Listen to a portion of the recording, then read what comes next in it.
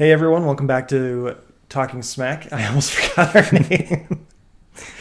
This is episode 2. With me this week is the red-bearded wonder, Scotti.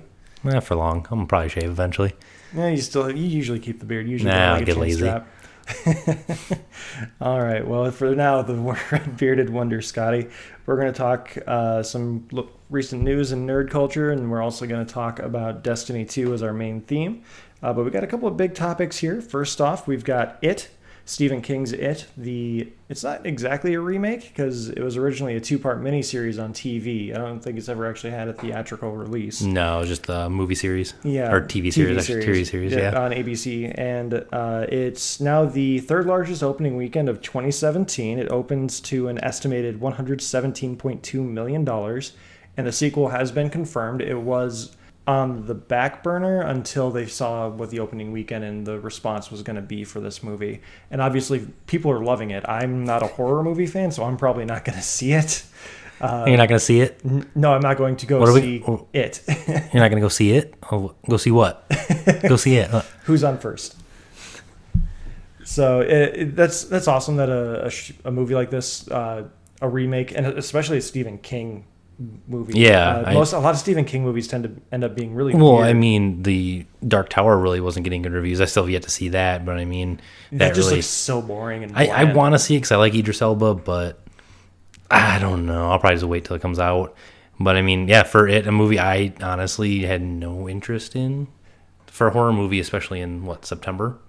Yeah, they really wanted that early Halloween money. I think there's a Saw sequel or a Saw spin-off coming out. Jigsaw comes out. Yeah, so they probably want to get a jump on that. But I know because the movie, for it, there's a little Easter egg with the release date. Pennywise comes out every 27 years, and it's been 27 years.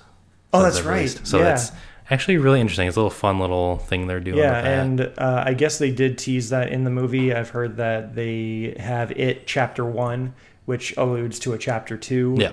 I'm sure a lot of people would have been very upset by if it never happened, but obviously the box office is doing well enough. I think they already made their money back, so everything from here on out is pure profit, and they're just going to continue to roll into the money just based on word of mouth, and it's getting really great reviews. I think it's sitting at 86 right now on Rotten Tomatoes, which... That's good for recently. I mean, for a horror movie, especially. Yeah. I mean, I can't even honestly name you the last horror movie that was super successful. I mean, Paranormal Activity got a lot of buzz back in the day. But those earn a lot of money, but there's not a lot of critical... I mean, it was a terrible movie. I saw it. I was I like those terrible film camera movies. First-person perspectives. Yeah, I mean, Cloverfield's one of my favorites, but I mean, not a lot of people like that. But the shaky cam's terrible in it, though. I will say that. Yeah, I still love that Easter egg in Cloverfield that the perspective person's name is HUD. Yep, I love that Easter egg. That's J.J. Abrams for you. Other news that we have: X-Files and Pacific Rim Uprising will have presence at New York Comic Con. Their X-Files is going to get a sneak peek. They're bringing that back for another short season. Truth is out there, man. I haven't heard anything about the new stuff. I've heard at least maybe mixed things. But I mean, I don't actively search it out because I was never an X-Files person. We ended up picking it up. I want to watch it. I loved the series. Growing up, I watch it every Sunday. You'd see watching football, and then all of a sudden you'd hear the theme song. You're like, oh, it's X-Files. And as a kid growing up, you're either terrified or super interested. So, yeah, I think I was more on the terrified end because I know a large thing that they deal with is aliens, and aliens terrify me. There's a few movies there's one like Fire in the Sky or something like that. I watched one day. It was on TV, terrifying. For some reason, there was a torture scene with the aliens messing with a guy, and it just forever scarred me for... I think what got me was Unsolved Mysteries. There was an episode that they had with, it was alien abductions was the theme, and they had guys with weird pockmarks on the side. Oh, I think I've seen that before. Yeah, and their rib cage, and I think Unsolved Mysteries has become a bit either of a cult classic or it's been debunked as a lot of the stuff that they had done. Wasn't that a guy that had the great voice, the super alluring voice? He was just super today on Unsolved Mysteries. Yeah, he played the lead FBI agent in Beavis and Butthead Do America as well, I believe. Yes, yeah. Yeah, but I watched that show basically for him because his voice was just amazing. He could talk about anything and be like, this is comforting. He was like Morgan Freeman. That's true. I'll take that. Pacific Rim Uprising is also going to have a trailer debut. The first trailer left a little something to be wanted. It was kind of more of a promotional video. Yeah. It was like a recruitment video. which I can kind of get behind, but obviously we don't know anything about what No, I mean, the sequel story is going to I'm be. guessing if they're going that route, like kind of recruitment kind of thing, it's like, hey, these giant Jaegers are back, or giant kaiju are back, and we need you to join the Jaeger initiative. That's kind of interesting if they do something like that. But Yeah. I think I saw Twitter had officially dubbed John Boyega John Boyega, which I'm all for. I love that nickname. I like it. But I'm excited for Pacific Rim Uprising. It's going to be, if nothing else, just stupid fun.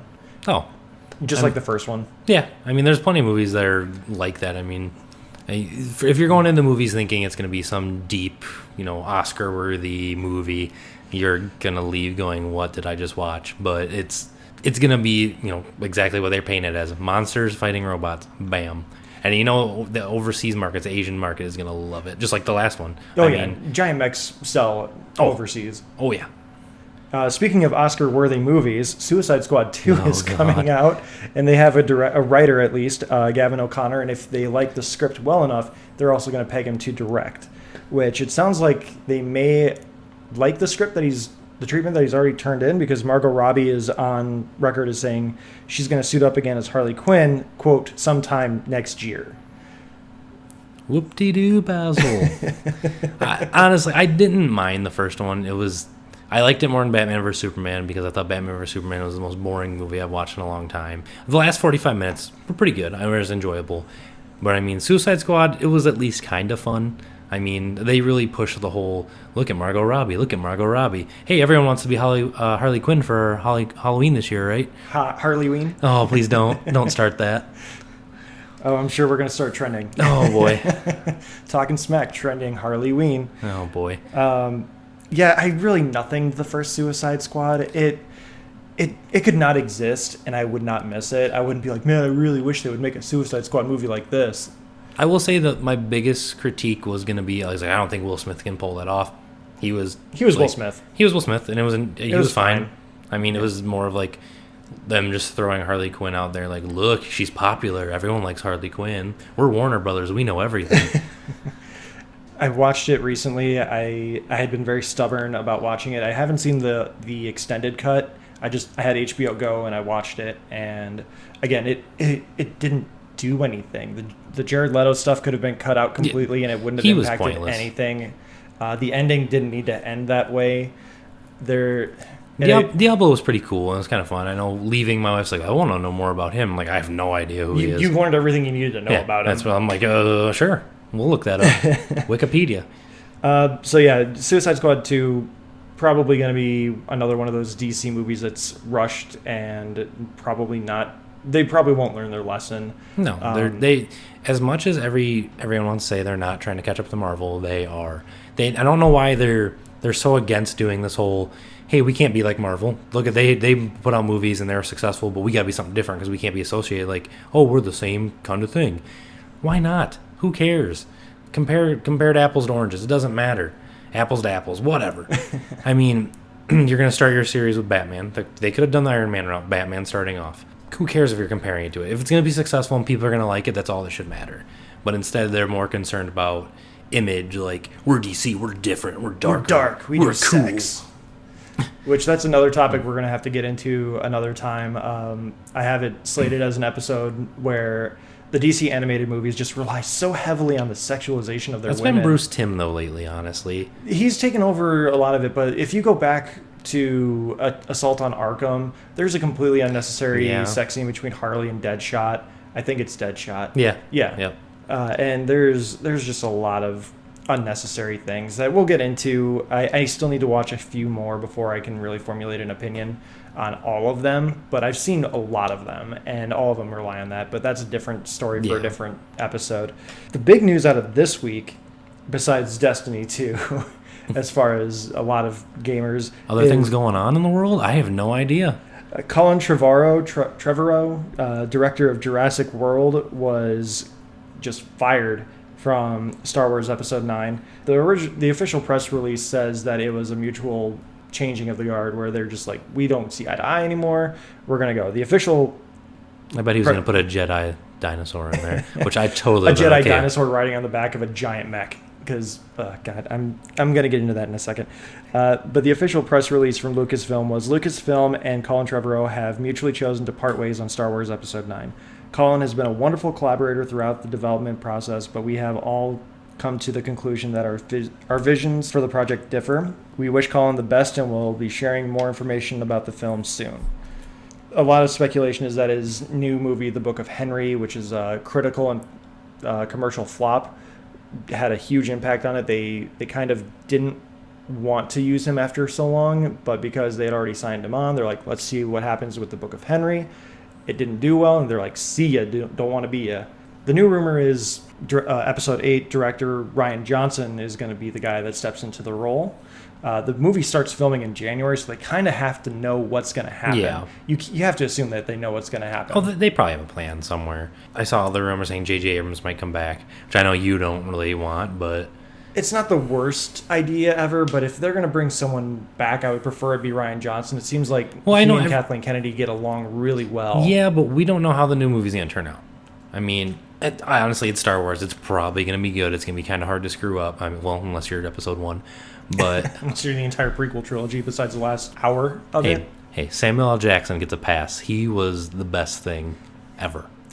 I'm going to edit that out. Mace Windu. He is so stoic in those. He just needs to drop a mother effort and it'll be... I'm like, oh, I'm good. This is the best movie I've ever seen. Star Wars Episode 3.5, The Hitman's Bodyguard. I would watch that. I would too. Them killing Jar Jar Binks for 2 hours. Please, no, sir. Oh, God. But yeah, Episode 9, it's a tricky situation because you have to close it out on a satisfactory note. And I don't think you can do that with J.J. Abrams because he likes asking questions. He doesn't necessarily like answering questions. That is true. I love J.J. Abrams, but he does leave a lot to be desired. A lot of his movies are like, hey, question this. Like, okay, but I can see your point where you're saying it's Star Wars. We want an ending. We want to know what's going to happen. But are they going to end it with this as a trilogy, or are they going to continue on? I feel like they have to end it just because it makes sense and it's the standard Star Wars way. I mean, they've deviated a little bit because my biggest gripe against Episode 7 is that every Star Wars movie, despite the fact that we know it leads into another one now, every Star Wars movie is a complete story unto itself. Even Empire Strikes Back, it has a cliffhanger ending, but it still ends on a note that you're like, this movie is done. They have answered everything but what happens to Han. And as far as Harrison Ford is concerned, Han died in the carbonite, and everything after that is just his death wish. It's weird. Yeah, he wanted Han Solo to die in that carbonite. If he didn't want to show up in Episode 6 at all, and he's always wanted his characters to die. I don't think he's ever wanted to be a part of franchises. Oh man, what is that guy's name? Have you ever watched the movie? Is it Sean Bean? No, I know Sean Bean dies all the time. God, I can't even think of the guy's name now. He was in Sinister. He was in the first Purge movie. Is it Ethan Hawke? Oh, Ethan Hawke. Yeah, he dies in every freaking movie I've ever seen. Like, oh, hey, look, Ethan Hawke, he's dead. There was another crime movie He didn't die in Gattaca. I mean, it's kind of alluded to that he dies on the way there, but at the end of the movie... he dies. You know he dies. He probably Him does. and Sean Bean die every movie. They're the dying twins. They just need to get Ethan Hawke as every character that they want to die, so we at least know it's coming. Him or Sean Bean. But then they're going to movie with both of them where neither of them die, and everyone we want to live dies. Man, I need to get paid for those ideas. Go to Warner Brothers; they'll pay you top dollar for that. We'll just dress one of them They up. would call that a script right there and film next week. Ethan Hawke can play the Joker, and Sean Bean Harley Quinn. I'd pay. It'd be more interesting what they're doing now. I mean, Harley is an androgynous name. It's true. But yeah, Star Wars 9, it has to close out the trilogy. They obviously had to change up things because of Carrie Fisher's untimely death. I think Episode 9, they said, was supposed to be her movie, and now they have to kind of change it up. My personal theory is that they were going to kill off one of the original trilogy members with each movie. So obviously, spoiler alert, Episode 7 was Harrison Ford, Han Solo. Say what? And then I think Episode 8 was maybe going to be Luke. And then Episode 9 was going to be Leia, and she was also going to be Kylo Ren's redemption moment, where she maybe kills herself or she does something to kind of redeem him before he fully goes Sith. You think he'll turn to the light side? I have a feeling they're going to pull some craziness out. They're going to. This is my hopes. Throw Kylo Ren, make him this villain. He starts turning, and Rey starts going to dark side. Bam. Craziness. Would you expect it, though? I mean, they're marketing the living hell out of Rey. Literally, everywhere I go, big, huge posters of Rey. I don't think that follows a Star Wars story very well, but again, and I also don't think it would play very well to the diversity crowd. You can't have this feminine, strong hero all of a sudden just become the villain. Yeah, I don't know. I don't think that's going to be the case. I think Kylo Ren pulls a Vader and he redeems himself in a death moment where he could just go full bad, because a lot of people aren't going to accept the fact that he becomes good again. And I don't think I necessarily... Well, that would just... I mean, their whole complaint with Episode 7 was basically... It's a soft reboot. Yeah, and, well, it's like, oh, look, they just copied the whole A New Hope. And I think that could play into it, but I also think it would be a much more satisfactory ending to just kill the bad guy. Don't give him a chance to redeem himself. He clearly wants to go down this path for some reason. Can they Dooku him? Do it. Sure, why not? I just think that Kylo Ren, I don't think can be redeemed just because, I mean, he killed his father. Yeah. And not in this... Well, I don't know if you've seen, like, the theories out there, like, maybe Han was the one who... I don't believe that one for a minute, because there's that shot where they're, like, shaking the lightsaber, where Han's, like, trying to pull it away from him, and he's clearly holding on to it because he knows what he needs to do. And then all of a sudden, the saber goes through him. I don't think Han did it. I don't think he did either, but it's just kind of reading it as like, man, that would be fun. It would suck, but it would still be, look, like Harrison Ford got his wish. He's going to kill himself. But no, I know it's not how it ends, but I know a lot of people don't like Kylo Ren. I'm a fan. I like him too. He's an interesting Everyone's character. Like, he's just whiny. It's like, he is pure untapped potential. He's uncaged. He's obviously strong. I mean, he's pulling information out of people, which Darth Vader couldn't do. They had to torture Leia in order to get it. Mm-hmm. He's stopping, laser beams and just continuing that conversation. That is by far the coolest shot in Star Wars history. And people are like, oh, look, he's not even strong. Well, Yoda couldn't do that. He can only deflect them. Yeah. And Yoda's considered one of the strongest ever. Mm-hmm. Yeah, it just... I don't get it either. I think he's a very interesting character. I think that he gets a bum rap. People think he's whiny. He's a better Anakin than Anakin Skywalker was. I mean, they both are immature, and they both just want something out of the Force that they can't have. We don't know exactly what Kylo Ren wants, other than to finish what Darth Vader started, whatever that may be. I mean, he's clearly, like you said, he's an untapped potential in the Force. And again, I will maintain until I see something in The Last Jedi or whatever Episode 9 is called, that shot where he stops Poe Dameron's laser blast in midair and freezes him with the Force. He just can't move. Yeah, it's he like, does. He gets and he just turns around and is like, hey, where's the map? Yeah, it's easily the coolest shot in Star Wars history, and it's in the first 5 minutes of the movie. It's awesome. And yeah, he throws a hissy fit because they lose BB-8 or they lose Rey or something. I don't know. I think it was the I forget. I haven't BB-8, watched. like the droid got away or something. Yeah. And the scene of the two stormtroopers walking, like, and probably shouldn't go that way. Those sort of things bug me. I'm not going to get off on that tangent right now, but those little like kitschy moments that are like, oh look, the audience is or the movie is laughing with us. I don't like those moments. Harry Potter was notorious for those, but that's the end of my tangent there. I'll get into those another time too. We have 3 podcasts just on that. We do.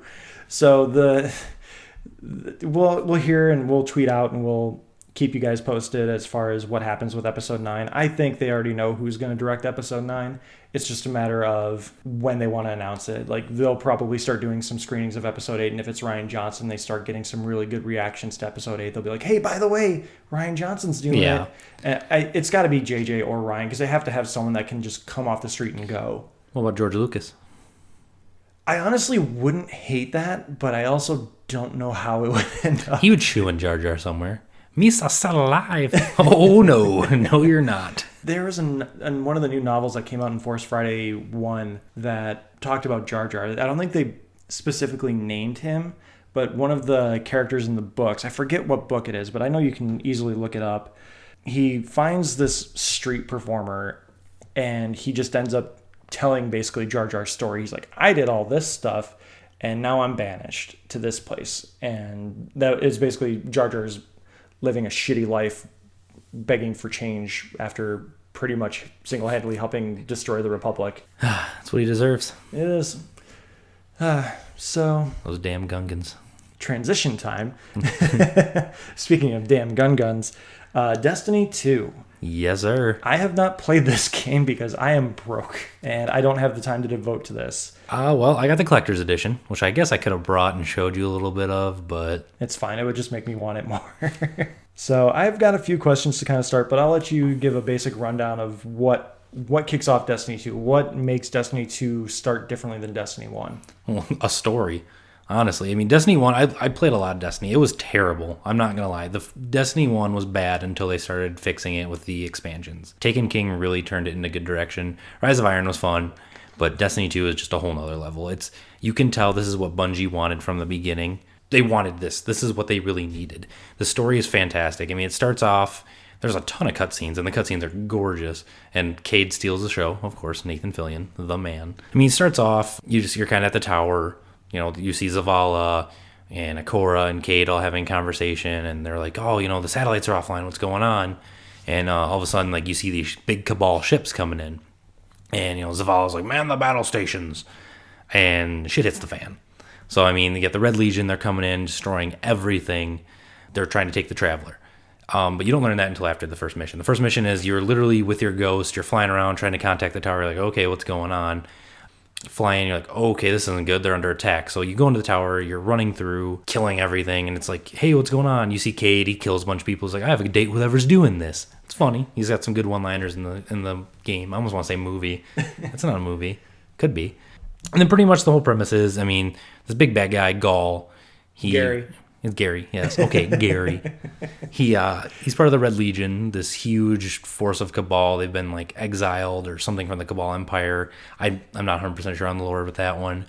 But You haven't read the Grimoire cards? there are no more Grimoire cards. They're actually, everything's in-game now, which is really nice, which we'll talk a little bit more about that when we talk about like gear and everything. But basic story rundown though, he's coming in, he wants the light. He feels like he should be the chosen one. So you go there and he's literally taking the Traveler's light. He's trying to figure out a way to give it to him and the Red Legion. So you lose your light. He kicks you off a ship. There's one of the first missions, like second or third mission, I think it's the second. You're literally walking around. It's like I kind of compare it to the end of Reach, where you're walking around, like, you're barely hobbling. Yeah, I love that mission. You're hobbling. You see your ghost. Everything's just in ruins. You feel defeated. It's like 2 days later, and you're walking around in the forest. There's like a hawk that's flying around here. Me being stupid trying to shoot it because, I need to eat to survive. But It's not that kind of game. it's not, which sucks. But no, so you're just traveling out. You're wandering outside in the wilderness, and, there's these dogs chasing you. So you find a gun, and I've noticed, it's one little cool thing I noticed, but because you can't revive the beginning part because your ghost has no light to revive you. You're not immortal. Which they do touch on, which I like because it pretty much talks about how ghosts, like, oh, look, you're dead, just revive you. They're basically immortal, which that's a big part of it, where everyone loses their light. They're not immortal anymore. They can't die and just come back and die and come back. It's literally like, this is your last life. But the Traveler, eventually chooses you. You're going through. I'm kind of skipping through a lot of it just because, I don't want to spoil. You just want to shoot shit. Yeah, pretty much. Back to my main point here, what I was talking about before. Wandering through the wilderness, as you're being attacked by these dogs, I noticed like something else was shooting them, and I was like, what the hell's going on? That's when you meet Hawthorne. That's when she's kind of like, she left the city because she wasn't chosen to be a guardian. She was just there, and she didn't get the gift of the light. So she's got this huge preservation setup called the Farm. It's actually the new social space. So you go there, and that's where you meet like Tess Everest is there. She's the microtransaction vendor, which those are back, but they're completely cosmetic. I understand. I know all games are going towards that, but That's where they make their big bucks. yeah, which I can't lie. I bought $20 worth, but they have some cool emotes. You get like you ever seen the salt guy? He sprinkles the salt. Oh, jeez. They have that one. It's pretty fantastic. They have the John Travolta like look around thing. That is it called hilarious. the Travolta? It's called Confused. Oh, They that can't stinks. because of licensing, but it's fun.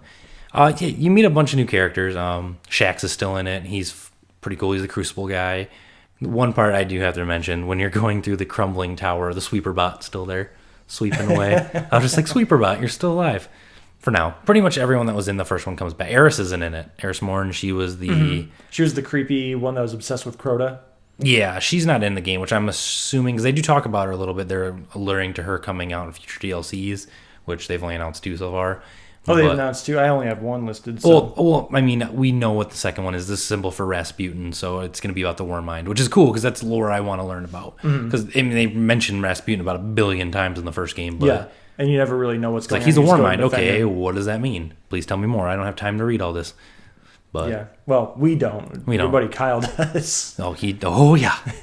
But no, so I mean, you're going through, you're meeting new people, you have to go to these different planets too to go, get Zavala back, get Cade back, get Ikora back. You need these people to be back together because you find out the Red Legion has a machine that's destroying our sun. It's eating Mercury and destroying the sun. So they're like, well, if they don't get their goal anyways, they're going to destroy the solar system because that's what the Red Legion does because they're assholes. But so they're pretty much a bunch of quests. I don't want to spoil everything. I'm going to spoil the ending, but I want to spoil the middle because that's the good part. The journey is what matters. The journey is what matters. That's your destiny. They do that a lot, though. The game is pretty guilty of doing their whole taglines. There's a point towards the end where Gaul's like, I have become legend. Okay, Gary becomes, I have become legend. It's like, hey, he said it. Like the scene from Family Guy, he's like, he said it. Superman 3, Quest for Hope. Oh, he said it. Kind of thing. I'm getting way off track here. There's just so much to talk about with it. It's a pretty immersive game from what I understand. I really immersive. Wish I had the time to play it. I don't have the time. I have a regular 9 to 5. Obviously, you have a 9 to 5. I took vacation. I literally had to take. This is like the one thing that I'm looking forward to this year for like gaming wise. I mean, we get the other things coming out, but they're not like something I'm like, this game. It's Destiny. This is what I've been looking forward to. Mm-hmm. So I mean, the story's great. Gaul eventually. Gary. I told you I'm going to do it. For those of you that don't get the joke, the first announcement trailer I think that came out with. Was it E3 this year or was it E3 last year? This year. It was this year. The first like cinematic trailer that they released had Cade and the Titan guy. Zaval talking about this guy that came and just destroyed the Citadel or the whatever the tower is called. Cade, who is voiced by Nathan Fillion, his character, I love the way they eventually gave his character like actual characteristics instead of just giving him weird little one-liners in the tower. And like he just became this really snarky and smarmy Nathan Fillion like robot guy. He is telling this big story about how he stole all their stuff, most importantly my stuff, and his name is Gary Glenn something with a G, and it's great. It's if you haven't seen that trailer, it's worth checking out because it's fun, and that line alone is worth Have you seen the live it. action trailer, by the way? Yeah, the one where they take all the puppies. Yep, we shared that on our Facebook page. Oh, love it. Oh, Nathan Fillion. Mm-hmm. The banter between him and Zavala and Ikora are just fantastic throughout the story missions. There's one point. Ikora is voiced by not Zoe. That's her character name, Gina Torres, right? Yep. Yeah, I love the Firefly reunions. Oh. Firefly. Gonna take a moment to just bask. Okay, so Destiny 2. Yeah. So pretty much you go to the farm, then you go to the European Dead Zone, meet another new character, Devram K. He's kind of like the EDZ, the European Dead Zone guy. You go to him, you get these tokens throughout, which they changed everything. So there's no more like sitting in orbit and waiting, like, oh, we have to wait to load, wait to do this. You can literally fast travel across the map. The map is huge. There's tons of stuff to do. Lost sectors or little cool things with hidden bosses in them and chests. And you get tokens for that, which you take to Devram, which you level up once you hit 20 and can get gear. So, I mean, you're literally getting legendary gear as much as you want to spend time in the game. Public events are like, you can sit there and just do public events for 3 hours and just get a ton of gear. You get exotics to drop. The gear is easy to get now. It's not where the grindiness of one where we're like, oh, we got to run this raid and hope to God we get something. Oh, we got shafted. Okay, that sucks. This time you can just sit there and keep doing it and keep getting good stuff. And it just doesn't stop. There's no limit to it. Until they fix it. And, well, I don't think they will because they want it to be easier. I know it's weird to say, but I think they really want it to be an easier, because people are like, well, I can't do all this stuff. I can't get to this light level. I can't do this if I play by myself. I remember having that problem. That's pretty much why I dropped Destiny 1 was because I fell behind. You guys kind of jumped ahead, especially once Rise of Iron came out. I bought it. I spent, what was it, $20 or $40? I think it was 30. Something like that, yeah. and I paid the $30. I played through the campaign. It was fine, but I couldn't do the raid. I never touched the Rise of Iron raid. It was okay. I mean, it was my least favorite. No, I wouldn't say least favorite. I mean, Atheon was kind of meh. It was fun, but It was the first raid.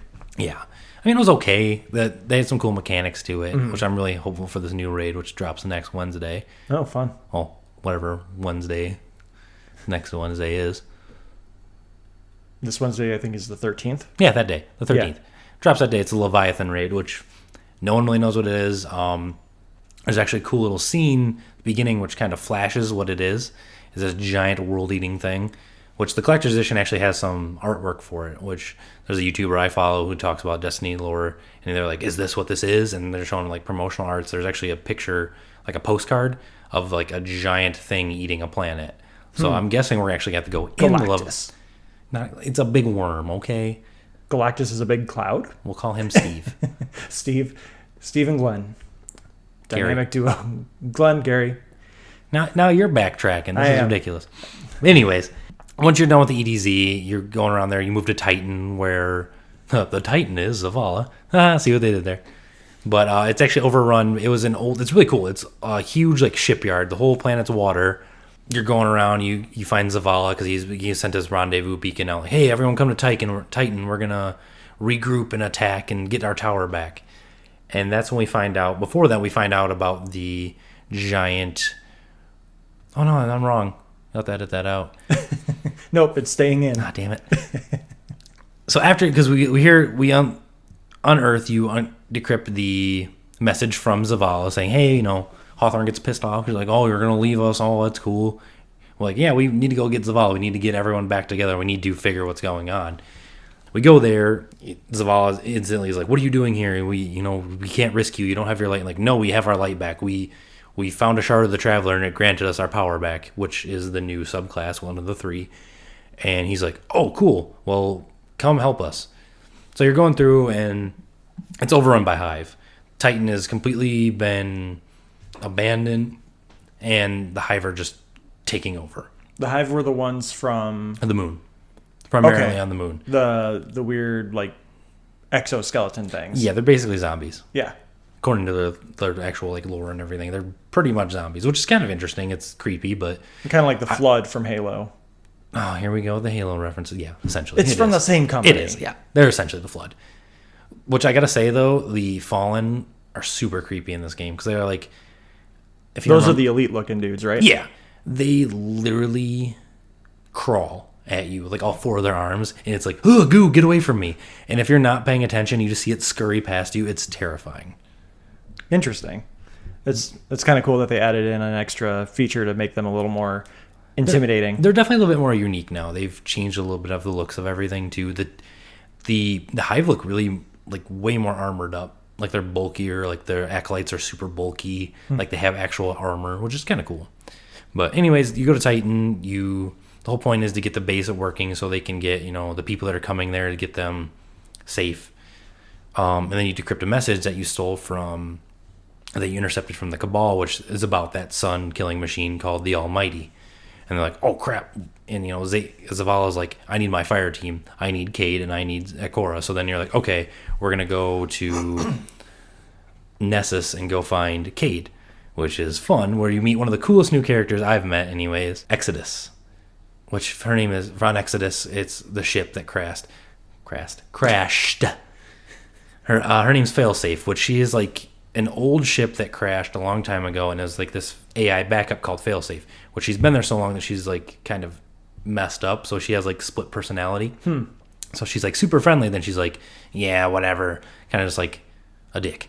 And the banter between her and the Ghost is hilarious, and Cade, which she calls it the Cade unit, which when you get there you find out he's been trapped in a Vex warp, and so she's like, oh, he's over there, oop, he's over there, oop.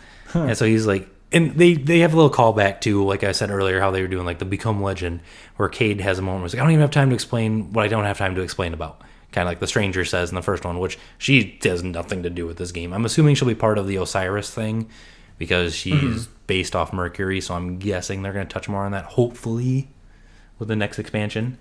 Going through, I mean, you got Nessus. you're going to help Cade. You get him out of this time gate, which is hilarious because he's just pretty much embarrassed the whole time.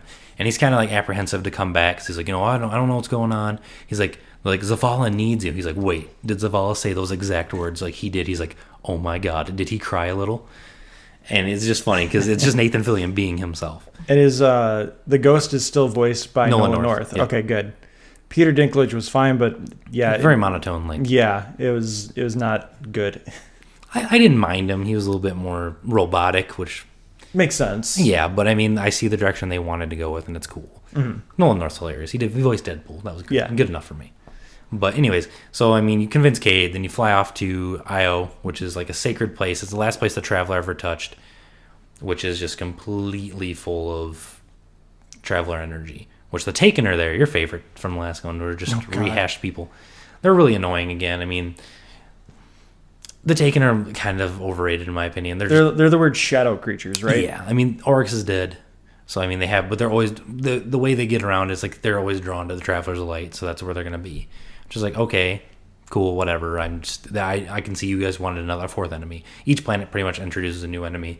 Cabal and Vex on the first, Titan has the Hive, Vex were primary on Nessus, and then Taken on Io. So pretty much, Ikora's whiny, really whiny at the beginning. It adds a lot to her character. She's very passionate. She's upset she couldn't save the Speaker, which I didn't mention this, but he's actually under Cabal. He's like being captured. He's all tied up, and Gaul's pretty much just grilling him like, how do I get the Traveler? How do I make the Traveler like choose me? What do I have to do? I don't really want to give too much away with the whole Cabal thing because it's a really interesting dynamic about like you'll have a cutscene about what you're doing, then I'll flash the Red Legion symbol and kind of talk about, bam, here's whatever they're talking about. Which Gaul is actually Gary. I'm sorry, is very deep. Thank you. He's actually a pretty deep character. They did a lot of actual character development for the enemy, which is kind of surprising.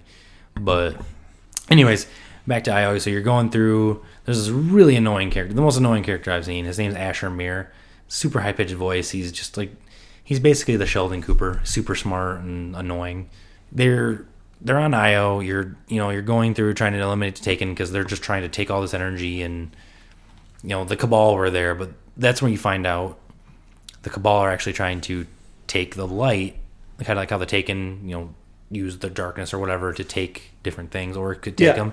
They're trying to funnel this light, the Traveler's raw energy, and use kind of the same method that Taken took and try and convert everything. So you're like, holy shit, we need to stop this. You stop it, obviously. They get everyone back together, and they're like, look, you need to do something. We need to go steal a ship and get on there and destroy the Almighty. So, I mean, that's like the next part of it. You go through that. You're back on Earth. You get some tanks. So, I mean, a little... Oh, yeah, I'd heard that you actually get a tank in this. You get tanks, and it is fun. Driving around, running people over, blasting them until you flip it off the thing, and it's really sad because then you have to wait for another one to spawn. Pretty much, you're going back. You got to go destroy this thing. So you're up at the sun, which is pretty cool. You're actually on, like, there's part of it where you're trying to get to the core so you can destroy it. And you have to run outside where the sun is, so you have to stay in the shadows. And it's actually pretty challenging. I mean, if you don't know the direct path, I died a couple times, but you run through, you're getting burned. It's like, tss, you can hear it, and it's like, oh god. You can see like the smoke off your gauntlets and everything. So it's pretty interesting pretty cool that they did that. But I mean, you get through there, you destroy it, get through. Amanda Holiday picks you up, takes you back. Like as soon as they destroy it, Zavala and all of them they're gonna assault the city. They're ready because they're Jack in the Hole's gone. So I mean, they can't destroy Ace the in sun. the hole. Whatever, Jack in the Hole. I don't know who Jack is. I don't know who Jack is, but he's in the hole. So, anyways, Zavala assaults the city. There's this really cool cutscene. I mean, you got Cade killing people. He actually like drops down, like stabs one in the back of the neck. He has his little banter. He uses a chicken to distract them because Hawthorne has her hawk. And he's like, he has this chicken. He's like, oh, we all got our fine feathered friends. And she just kind of like rolls her eyes at him. He's like, what? He's great. Then, you see, this cutscene's amazing, though. I mean, you got Ikora, you got Zavala. They're all getting ready. Zavala kind of gets beat the shit up. Because, I mean, they don't have their light still. You're still the only one light. So people are dying left and right. And you got Zavala, thinking he's invincible, going out and getting his ass kicked. And Hawthorne saves him. Like, I'm not even a guardian. I'm doing better than you. So it's kind of like Like, oh look, not everyone that's a guardian, if you're a guard, you're not a guardian, you're not weak, kind of thing. And that's just the story pretty much grounds everything. It makes everything come into perspective because Ikora talks about how she only has one life left and she was afraid to do anything on Io because that's her last life. The Traveler gave her one more life and she's afraid to lose it because she knows she can't come back. She can't die and respawn. After the big thing, you come in, they're all banged up. Cade gets his leg blown off. It's armor leg, I don't remember. He's just laying there. He's like just done. He's like, I'm over it. So you kind of have to go through and then leads you up onto the ship by the Traveler and you have to fight Gary. Gary. Gary Gall? Gary Gall. The most disappointing part of the game is the Gall fight is easy. Super They pull easy. a Fable 2? Not that easy. He takes the power of the Traveler for himself. He becomes a guardian essentially, and he comes in because the bars are all different now for their health. They have like 3 sections. For each section is a subclass from the new ones. Starts off, he has like the Warlock power, he's flinging swords at you, or the Titan with a shield, with the Captain America. The Arc Staff he doesn't really have. He kind of just shocks you with lightning, kind of Palpatine style. Okay. Cool. We literally beat it in 2 minutes. I don't know if it was just we were completely overpowered at that point, or it was easy. But it was cool. I mean, the ending is cool, definitely. You're on top of a ship right next to the Traveler. You're literally right next to it. And he's flying around doing all this stuff. But, it's not hard. That was the most disappointing part of it. I wish the boss fight at the end would have been actually a little bit more of a challenge. It's, what was that Mars raid? Or not raid, the strike with the guy with the rocket launcher on his shoulders.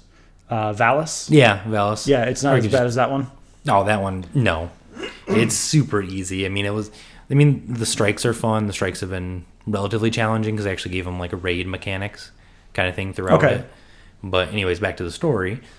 So you beat Gary, but you beat him. The Traveler was like, whatever. You think it's over, and I was like, oh, that can't be it. And then he bursts into this gigantic like form of pure energy. He's like, I am everything. He's like, do you see me now, Traveler? There's a good Batman part of that where earlier when Gary's trying to get the speaker to look at him. He's like, look at me. I was laughing so hard because it's like in the Batman voice, I literally blurted out like, look at me. The whole Traveler, the speaker and Gary, whatever aspect of it's pretty interesting because Gall pretty much gets treated. He's like, I speak for the Traveler. I didn't say the Traveler spoke to me. And Bill Nye, he's back, which is kind of cool. I didn't think he'd be back for this. Oh, I didn't even know he was in the movie. Yeah, he's the voice of the speaker. Oh, interesting. Yeah, he's back. I feel like I didn't talk about that whole aspect, and it's kind of throwing me off anyway. Well, you said you didn't want to spoil the journey. I didn't. I feel like that clearly must be some kind of part of the journey. The beginning part, like hearing that is just really interesting to me, just because they're showing you what's going on the Cabal side. It's not just they're doing whatever they're doing to be Cabal. The speaker is just being held. They don't actually say if he's dead or not, because they don't really show. He's just on the ground. Like he's the one other dude smashes his helmet, so they don't really say if he's dead or not, so I don't know. But the Traveler all of a sudden erupts. We're back to the future now, after beating Gary, and he's in his giant energy form, and I'm thinking, oh man, we gotta beat him now, and it's just literally just a big cutscene to end the game. The Traveler actually awakens, destroys the cage around it, and just evaporates it, and Gall's like, you do see me, and he gets destroyed. So I was like, okay, that's cool. He's like, the Traveler's awakened again, which it's been dormant for centuries. It erupts and like everyone gets their light back, which is pretty cool. It's a cool moment, like to see everything. The credits roll. It says Destiny 2, and then the credits roll. And then after the credits, there's an interesting scene where it shows the Traveler exploding with the light and it kind of reaching out into space, like hitting all the different planets. And it goes to this big empty part in space, and these huge pyramid ships show up. And it just cuts. So I don't know if it's like teasing what's going to be future DLC, which I'm assuming 100% is going to be, but they didn't say what it is. I don't know if it's going to be the Nine, which they talk about a lot in Destiny 1. Xur is the agent of the Nine, which he's back. He'll be here next Friday for giving away his exotics and everything. It's just a big tease, and a lot of people are really confused about it. I'm super excited to see what that means. Like, okay, the Traveler's awake. What's that mean for everything else? Like, people are gonna, like, the enemies are gonna notice this. Like, oh, he's awake. We need to get there and steal it. After that, you wake up. Essentially. It cuts into, there's a new tower. You can see the old tower it's all destroyed. You're basically on this huge wall. We have all the vendors there. So it opens up a new social area by the end of the game? New social area. It's gigantic. There's just so much to do. with it. I mean, you have all the vendors, Cade sitting in the hangar giving you treasure maps because that's what Cade does. But there's a ton of Easter eggs in there. There's a thing that says don't touch me. You pick it up and it's actually the floor is lava. There's a little beam of light where you can't touch the floor. If you get there, you can jump super high, access other parts of the tower you couldn't before. So it's pretty cool. Interesting. I saw a Glove and Boots did a live stream of their gameplay of Destiny 2 last week, and they did this thing where they walked on the watermill outside the farm, and that created some kind of mini game. Yep, that's it creates called like a race. Yeah, it's called Century 4. And then you race around and can get it. And it's just a little fun thing that they did. I think there's unless they have more secrets to it, they haven't been found yet. Okay, it's a little fun thing they did. Is you can literally run around super fast, jump really high. Mm-hmm. It's just fun. Yeah, if you haven't seen Glove and Boots, they're a fun YouTube channel as well. They're a groundhog puppet and some weird red monster that could be related to Elmo. We don't know. Destiny looks like a lot of fun. It looks like it still has that Destiny feel, but like you said, it seems like there's a lot of really good improvements. Among other things, there's an actual cohesive story. Destiny 1 definitely suffered from not having a cohesive story. It's basically just a bunch of go fetch quests like, hey, there's something happening on the moon. You should go do that and then come back to us and maybe we'll give you something. Which they did fix a lot towards the end, like with Taken King and all that, but this one's just... They still reference everything you did. With the one thing I didn't mention, when you actually first load in, like you pick your character, and if you played Destiny 1, it shows you like all your moments. So like the first time you beat the story, who you played with. The first time you did this raid, who you played with. First time you did this. And it's really cool, just kind of like, oh, this is what you did previously for the past. On Destiny. You've done this. This is your accomplishments for the past 3 years. This is what you've done. So I mean, has it been 3 years already? It's I think 2014. Wow. Because I know this is a 10-year plan from Bungie. Dang. Yeah. It was a good ride. I mean, I honestly have played through the story twice already. I have 2 characters, pretty high level anyways. Third one I'm just waiting to do. I will do it eventually. I need to have 3 characters ready for this raid on Wednesday.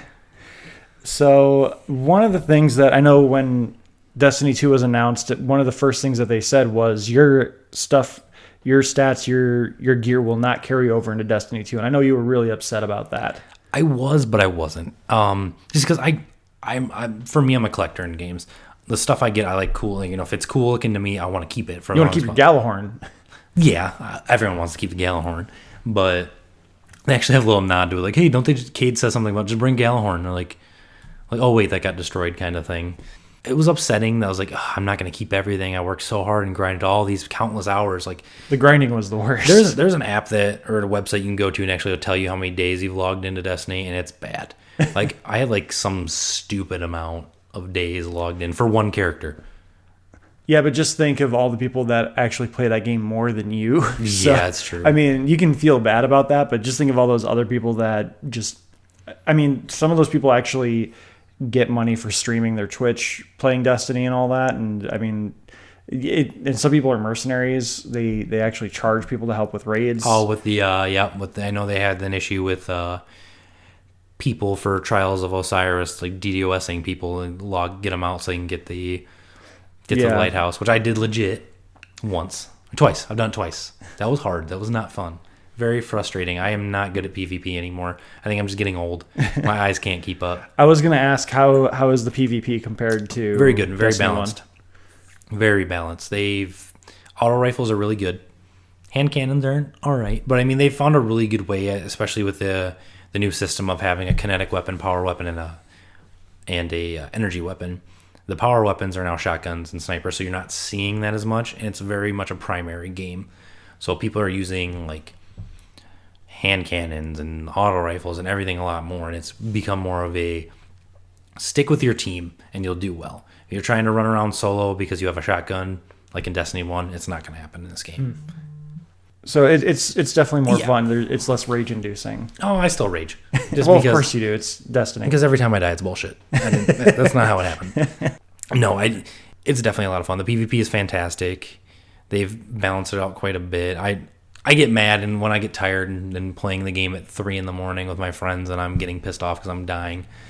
I just need to admit I'm tired. And the strikes are fun. There's not a lot. I think there's only like 5 or 6, like counting the PlayStation exclusive one. They're fun though. I mean, the mechanics are definitely different. They've put the raid mechanics in there, like I said. they have like, each boss is something different. It's not like you just shoot them.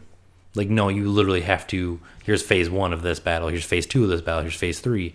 The one they did for the beta was the inverted spire, where every time you took his health bar down, like to a certain tick, it would drop the floor, and there'd be another part. So it was pretty fun. Like, and I think the second part, like the floor went on fire, so we had to jump up on top of something. Third one, there's like all this white milk goo stuff that's like the stuff inside the Vex, and you had to like not touch it, otherwise you'll die. But I mean, it's made them more interesting. Not like, here's a boss, kill it. Yeah. Here's your loot. That's it. No, it's actually like you have to actually put some time into it. I did complete a Nightfall already. They're way different. It's not, you can take your time. It's actually timed. So yeah, I heard that. Like, wasn't that an update in the last Destiny 1 updates? They made it timed. They started doing time stuff where you get more rewards if you beat it in a certain time. This one, it's... Okay, so they were training you for yes. that. This one is like, here's 10 minutes. If it clock hits 0, no matter where you're at, it takes you back to orbit. It's challenging. Like, once we figured out what to do, it wasn't bad. I beat it twice already, which is pretty cool. I mean, I got some pretty nice stuff for it, but I mean, there's an exotic quest where for the I think the gun's called like the Rat King or something like that. And you have to beat Nightfall with 5 minutes left, and I was like, "Ooh, it's gonna be a while before we can do that."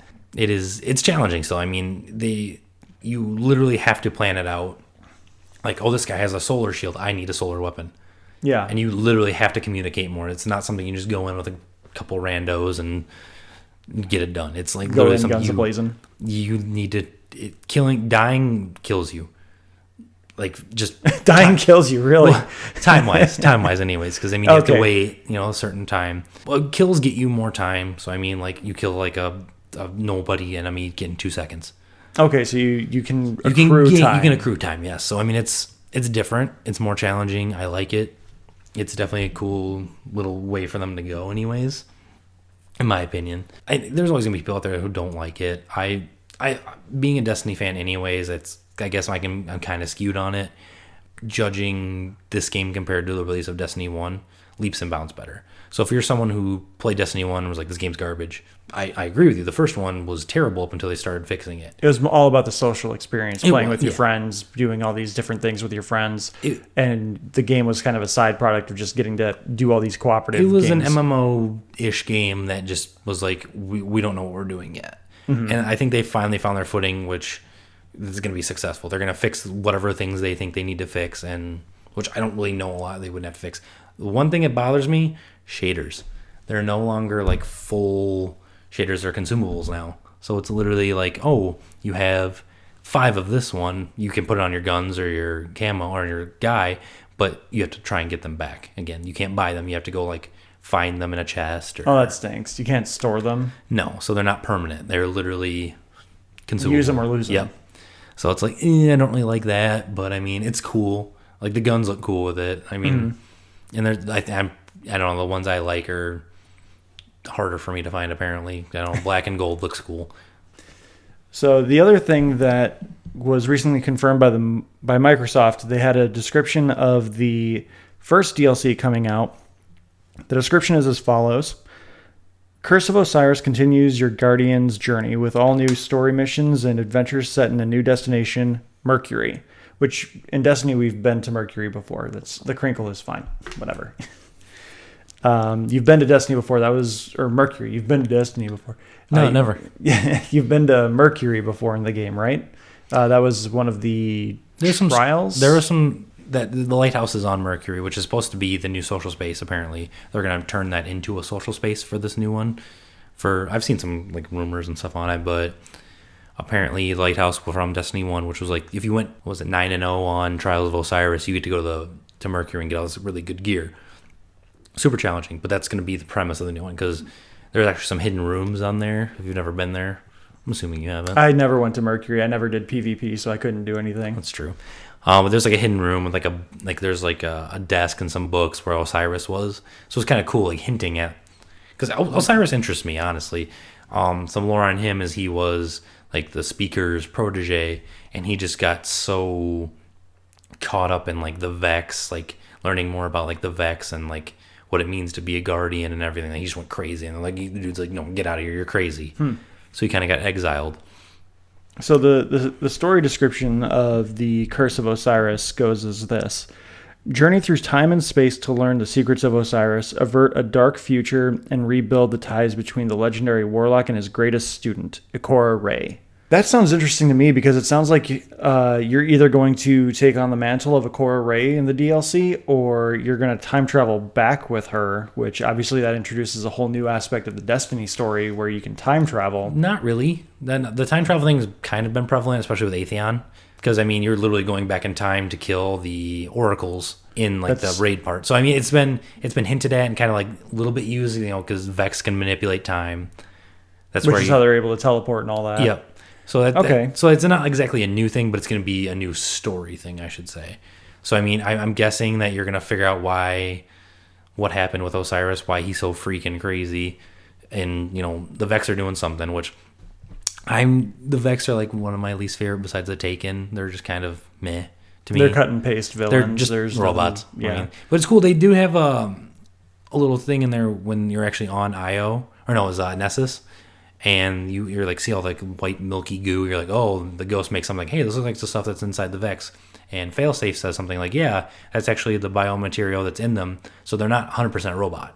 Okay, so they're more like weird, they're pretty much gooey evolved, creatures that they're pretty much evolved to a point where they can take their life force and put it into a ball and like protect it and just use like a metal body because it's more efficient. Mm-hmm. So it's kind of interesting to like lore-wise. So they're not just robots. No, they're actually like sentient beings that are just like super high evolved or whatever. Okay, interesting.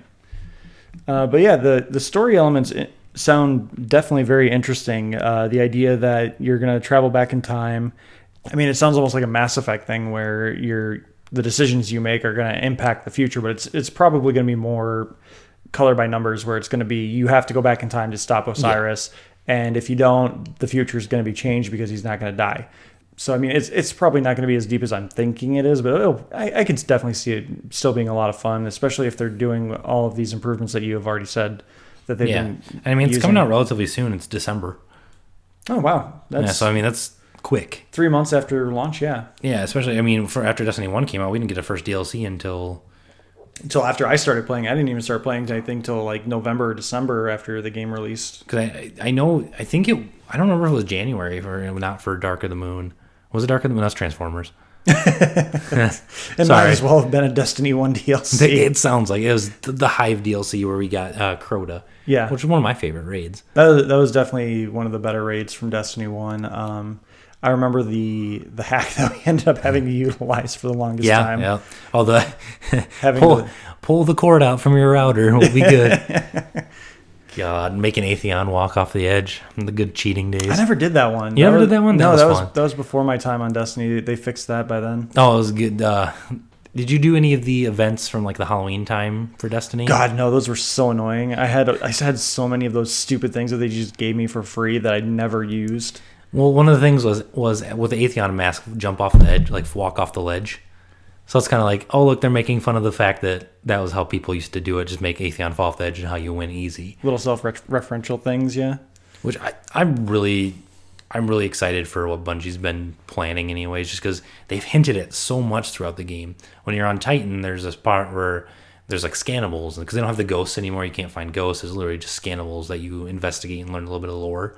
Okay. Something about something huge, like underneath, swimming in the water on Titan. So I'm like, I wonder if they're ever gonna go something with that. And there's just a ton of stuff that I can see like for the future, and it's just really exciting. Like I've already beat the game. I got the raid to do. I'm just ready for more. Honestly, it's like I put quite a bit of time into this game. I mean, I'm really excited for it. I'm not disappointed. I kind of went in with lower expectations, thinking it's like, what really can they change? What can they do to make this game better? And they've done it. I mean, it feels completely different. So I mean, if you're someone that's never played it, I'd rent it, try it, do whatever you need to. You're gonna fall in love with it. I think it has a lot of more RPG elements to it with like the classes, which we didn't really talk about that. The new classes, each one has one new one. Titan gets the Sentinel Shield, which you can actually it pretty much gets rid of the Ward of Dawn, which was the big bubble, but you can actually use the Ward of Dawn still. So there's actually a perk for that. And there's 2 different trees you can go down. So you have like your main stats, like you have your grenade, your jump. They actually get put up like a shield, kind of like a wall kind of thing. You can choose one of the 2. And then you have 2 different paths you can take. which I'm guessing they might expand that and make like a, for future DLC, you could put another one out there, like a different path, but you get upgrade points every time you level up. So you can choose pretty much what you want to do. So you get to choose one of the other path. Like one is you get the Word of Dawn, so you can make the bubble. The other one is you get to throw 2 shields out at a time, which is pretty cool. So, I mean, you got the Sentinel for that, the Arc Strider, which is really fun for the Hunter. The Hunter is the first character I went with. And you literally they get rid of the Arc Blade. It's Arc Blade on crack. You're literally zipping around with their big bow staff, slaying everything. It's fantastic. And then the Warlock gets the Dawn Blade, I believe it is, where you're flying through the air, throwing swords. It's pretty crazy. But, I mean, your characters have a little bit more uniqueness with that, where you're like, oh, I'm going to run it this way, where I'm going to have so-and-so perk. Compared to someone else who how they play their play style. I want to do this because that's how I play. Wasn't that something that was prevalent in the first Destiny as well? Like you unlocked certain... You can, and kind of is a different balancing to it. This one, they got rid of the intellect, discipline, and strength kind of thing. It's more the actual subclasses don't have anything to do with that. It's all about... I mean, some things might help you with like your mobility. It's mobility, resistance, and I think recovery. So the armor is a little bit different too with that. Which they actually have armor mods now. Armor mods and gun mods, which you can change out. So say you get a piece of gear and you're like, it's really cool. Like, oh, this one helped me a lot. But it's got like, I run a Void class and it's all about solar. You can look at your mods like, oh, I actually have a mod to change it to Void to help my character a little bit more. And Glimmer is not an issue anymore, ever. Literally at like the max is like 99,999. I've hit that max like every day. Just playing for a little bit, just because there's not a lot to spend on yet, and it's more, hey, I can do all these upgrades, I can do this, I can waste all this Glimmer. Not like the last game where it's like, crap, I need to go Glimmer farm for 3 hours so I can afford something. Yeah, I remember Glimmer was not a problem for me until like the new DLC came out. In between DLCs, I would just accrue as much Glimmer as possible without even trying. Yeah, because they had like the 25,000 limit, which was stupid. But... Yeah. But yeah, I mean, it definitely sounds fun. If I had the time, I would definitely be on there playing with you guys. But between starting this venture with the podcast and obviously with my home life and my 9 to 5, I have no time, and I can't. Unfortunately, I can't stay up late anymore. The nights we record are pretty much the only nights I'm able to stay up late. You're old anyways. And even then, I would prefer not to. I would prefer to record the day before I edit.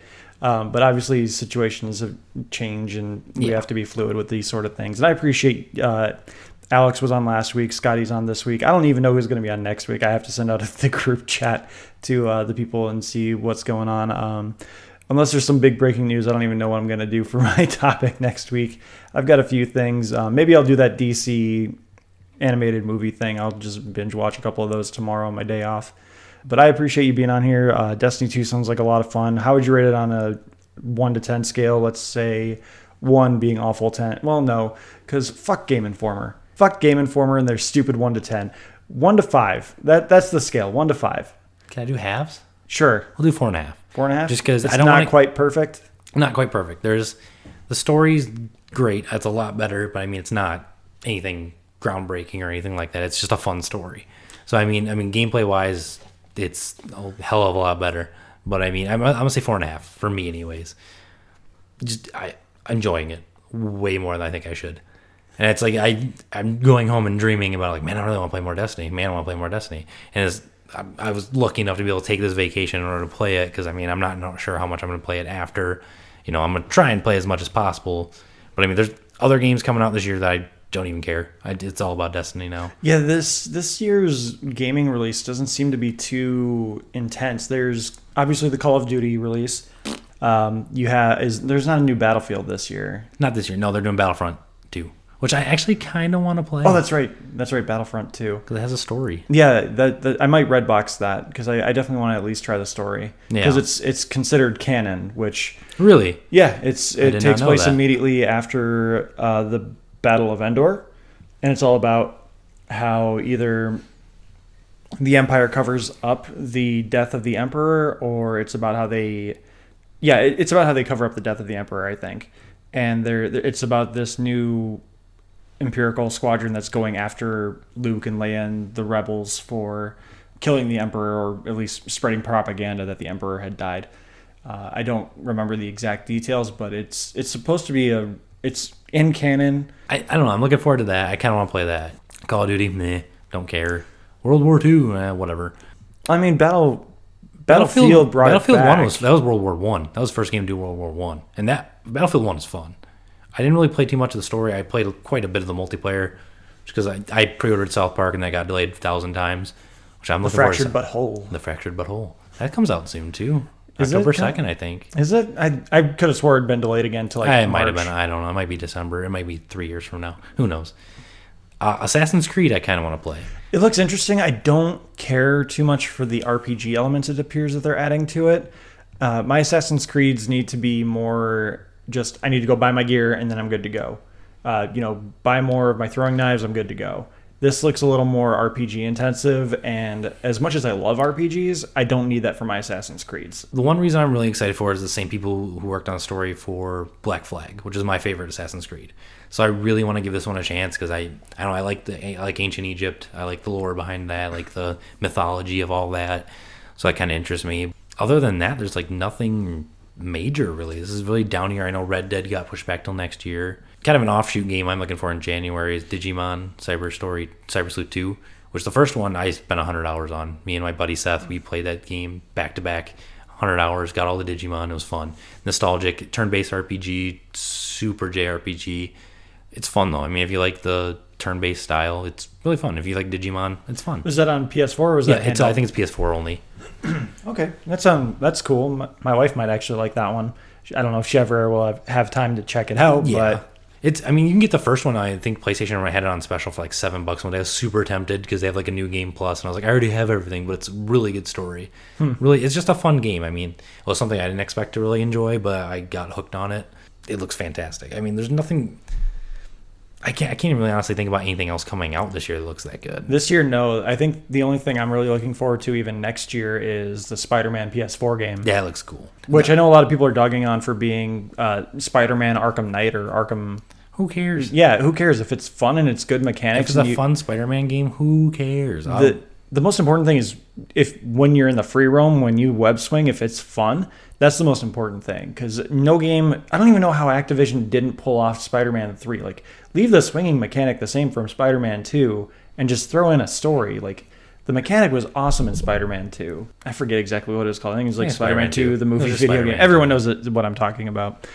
It just, they nailed it. It was all about momentum. Like, you hit L2 when you're at the bottom of your swing, it gives you a little extra momentum. When you let go of the swing, you can do air tricks. Like, I wasted hours just swinging through that city and saying, fuck you, balloon kid, because I wasn't going to save that balloon anymore. He needs to learn how to hold on to that thing.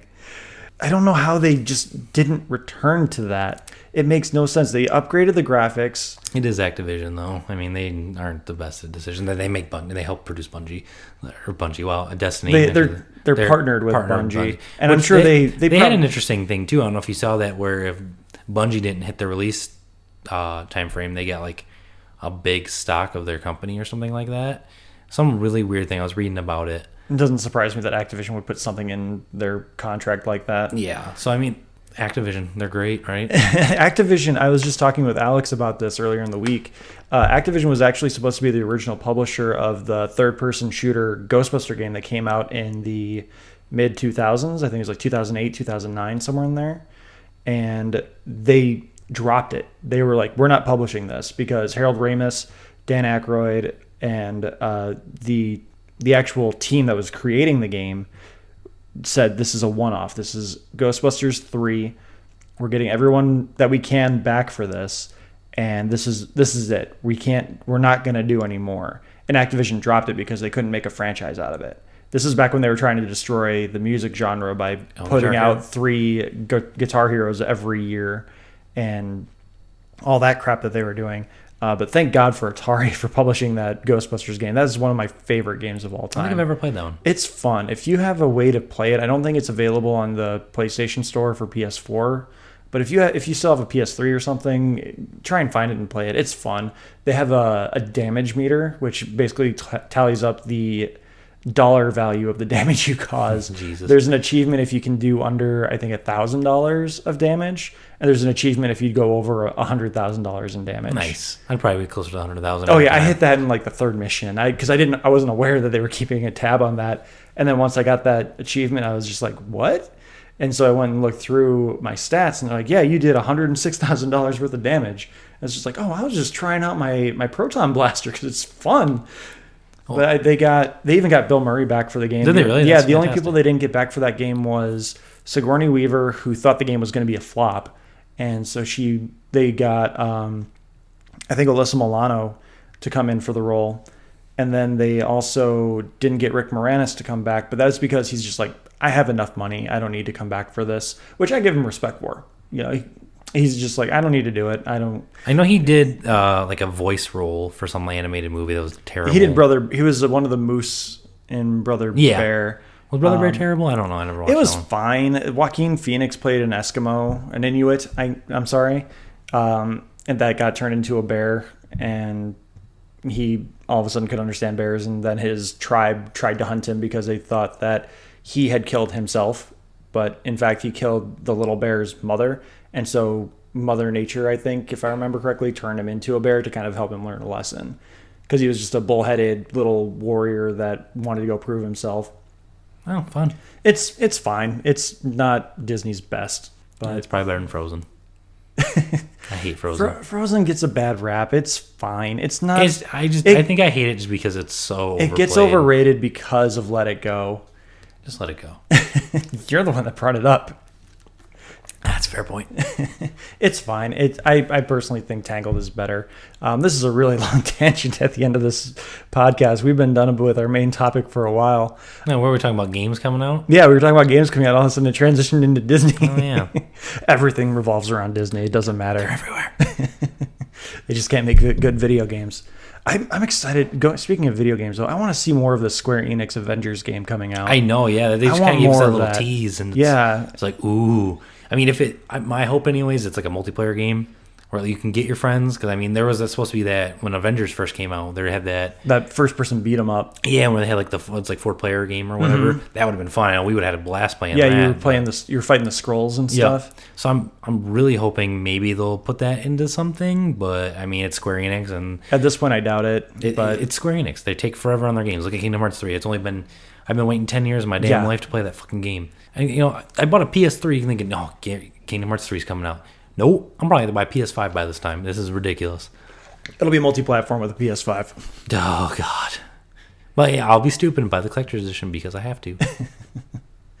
I know they've confirmed a bunch of different things. I think they have confirmed that a Star Wars and a Marvel world will be in Kingdom Hearts 3. I think that could be why it's delayed. I think they delayed it because of that. Because, I mean, I think the guy that works on the Final Fantasy is doing this, or who did Kingdom Hearts helped with Final Fantasy 15 or something like that.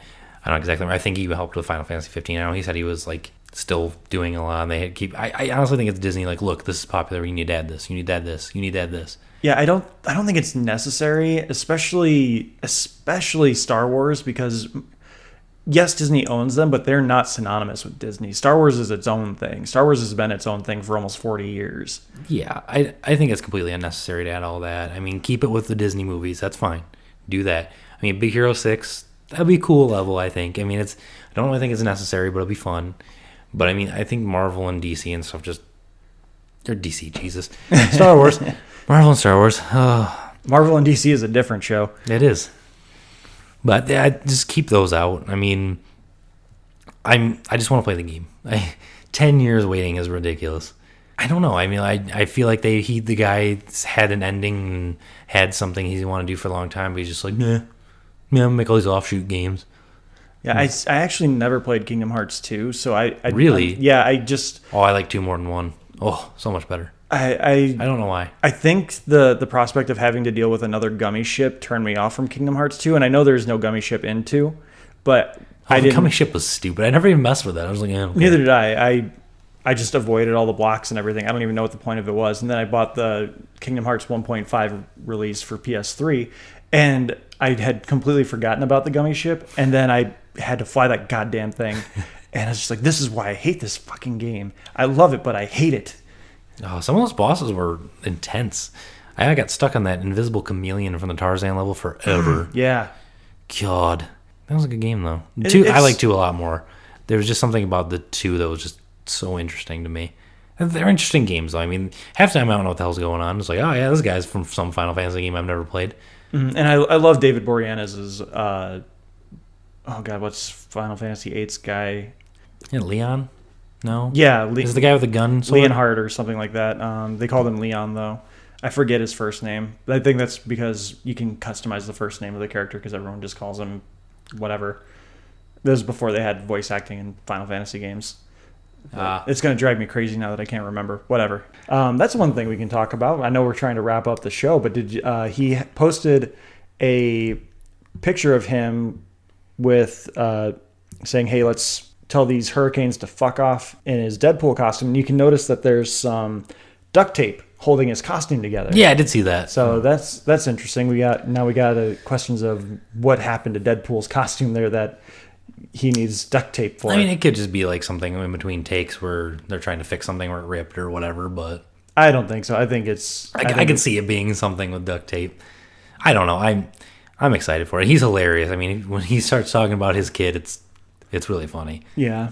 I love Ryan Reynolds. We saw the Hitman's Bodyguard not too long ago. It was fun. It's stupid fun. It's getting a bad rap from critics just because they're expecting something different. It literally was exactly what I wanted to be. Just fun. It was like Snakes on a Plane, just not as B movie-ish. Yeah, it was just them killing people and dropping motherfuckers all the time.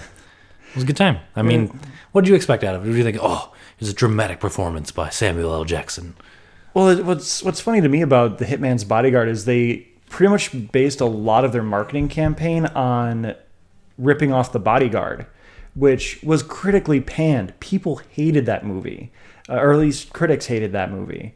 You should know what you're getting into right there. And then most critics just say, if you've seen a 90s action movie, you've seen this movie. No, you haven't. No. It's fun. No. It's silly. Selma Hayek steals the show. Oh, she's hilarious. She's amazing. I don't think I can name a 90s action movie that did the shit they did. Like, honestly, I mean, like language-wise. I mean, I'm not saying, like, whatever, but I'm not saying, like, the 90s movies I watched anyways, where I'm never, like, saying some of the shit they were saying. Selma Hayek, dear God.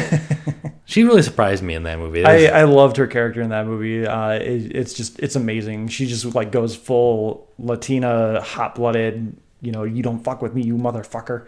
The one girl in the corner. The girl hiding in the corner is great. Can I move now? Okay, you can move for 5 minutes. Oh, thank God. It's great. It's stupid fun. It's just a fun turn your mind off movie. It's not going to win an Oscar. It's not trying to win an Oscar. It's just trying to get Deadpool and Nick Fury together to say motherfucker and a handful of other slurs. Disney just needs to let him say it once. Just once. Just, I'm back, motherfucker. Oh, God, he's not a Skrull. Which, I don't know if you saw that, too. Something about him possibly being in Avengers 4. I could see that. I think they're keeping it under wraps. I think it's... They need to. I think it's... He's going to show up or talking about... I don't know if... Is Captain Marvel been confirmed to be in 4? I assume so. I feel like Captain Marvel has to be some kind of tie-in to Avengers 4 where she's going to be the difference maker. Yeah. She's going to show up and she's going to be the sixth man, or whatever analogy you want to make. Thanos won't have an answer for her and he's going to be able to do something. The only thing I really want out of Avengers 4 is I want Chris Evans, Captain America, to lift Mjolnir. I thought it was going to happen in Avengers 2. It didn't. I want it to happen before Chris Evans hands the shield off to someone else. Oh, I agree. That'd be nice. That'd be a nice little, moment. Good Lord. It's something that needs to happen because Cap is worthy. We get a little tease of it in Age of Ultron. And again, I was certain that he was going to be the guy that just, hits that final nail on Ultron before whatever the final battle ended up being, which again, the final battle ended up just being super disappointing because it just became Avengers 1, but with robots instead of aliens. Yeah. I think that's a little bit of the Joss Whedon effect. Well, I think that was more Marvel and Disney kind of stepping in because I think Joss wanted to go a different route, but they were like, we need to set all this stuff up. And so we just need to do what worked the first time and do it again. And I think that was kind of where Joss just kind of lost interest in doing it, and that's why he left, and now he's working with DC. But I think DC just offered him a little bit more freedom to do what he wanted to do, which is why I think he took Batgirl instead of, a big thing like Batman. Yeah, I don't know. Again, this is a whole nother podcast where they're just talking about MCU and the DCU, whatever it is. Maybe that can be next week's episode. It could be. I mean... I like Joss Whedon. I like a lot of his work. Avengers Age of Ultron was just meh. It was all right. It wasn't bad. bad. No, It was disappointing, but I mean, I just expected so much more of Ultron. Just knowing a lot about Ultron and just growing up seeing he's this huge threat. You don't want to mess with Ultron. every time he shows up in the Marvel comics, like shit's going down. Like Tony freaks out when Ultron shows up because he's like, I don't know how we're gonna beat him this time. Yeah. Ultron just was nothing. Like James Spader gave a really weird performance. They gave him the Optimus Prime moving mouth, which I was not a fan of. No, I honestly wanted him. I see they're trying to mimic because Tony Stark created him in this version, and he's taking the characteristics of his father.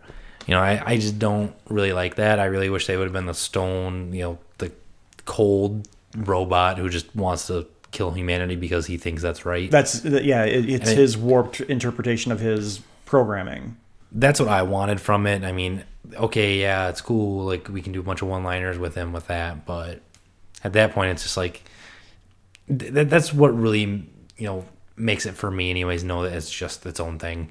Yeah, the comics, they're one thing, but it's like I know it's a movie. You put two and two together. Look, it's just a movie universe. It's different, but it really kind of solidifies it's like just how it's made more for kids. You can tell. I mean, it's not what it is. That's why a lot of people with DC are like, oh, it's all dark and gritty, and it's what adults want. It's like, yeah, but who are they really trying to market? Well, they want to sell toys. Are they going to try and take their kid to an R-rated Batman movie where he's, breaking people's face ends? No, I mean that's the end goal for them is they want to make money. So they're going to make money off toys. They're going to make money off of everything else. So I mean, and I see why Disney does it, but I mean James Gunn's snuck in some pretty dirty stuff into his movies. When we do the Marvel movie ranking after Black Panther, which I already have that laid out, I just don't know where Thor and Black Panther are going to fall on that list. I'm pretty sure they're both going to end up being in my top 10.